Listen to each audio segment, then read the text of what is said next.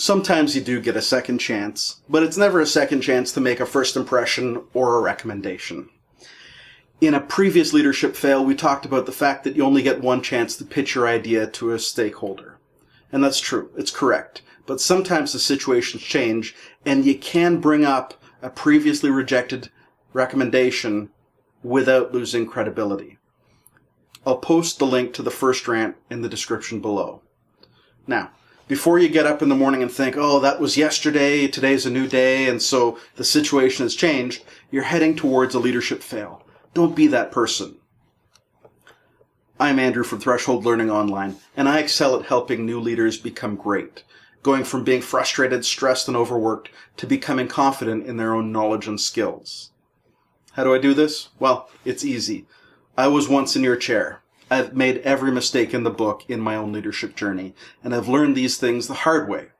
I've taken that knowledge and that experience, and I've used it to help hundreds of people just like you. Let's get back to the heart of things. Once you pitch your idea, you're done. Don't bring it up again. It only destroys your remaining credibility. Does that sound familiar? It's still true, and it's really important for you to do the best job you can the first time you pitch your proposal. That's what will get you the best results. Now, sometimes you do get a chance to bring up something that your stakeholders listened to and previously rejected. And you can do this without losing credibility. There are two downsides, though. And the first downside is it doesn't happen very often. And two, it's not actually in your influence or control when and if it happens.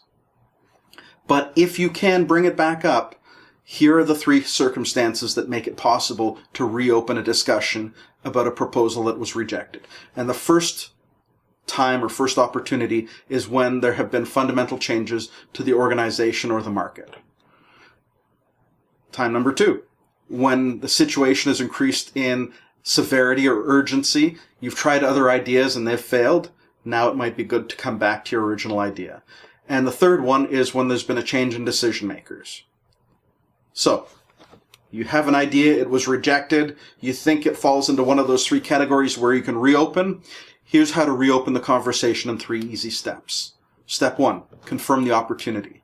Step 2, don't make the same mistakes twice. And step 3, remember that time is short.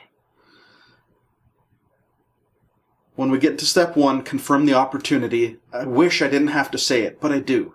Just because you think things have changed, if you're pitching to the same decision makers, you need to make sure that they know the decisions that they made in the past are open to revisiting. That is, the situation has changed, or else they're not going to be listening when you try again. So, what you have to do is acknowledge that there was a previous idea or recommendation. There's no point in pretending this is a brand new idea. And then, once you've done that, wait for confirmation. Don't start pitching your idea again if they haven't told you they're ready to listen. If they're not ready, go back to maintaining your credibility as a leader. Step 2 is do your homework. Obviously, you should have done this the first time around as well, but you've got more information this time. You've got new information, new ideas, new knowledge. And one of the things you have to figure out is what caused your last proposal not to fly. What information didn't you have? Did you understand your stakeholders' motives and motivations, their values?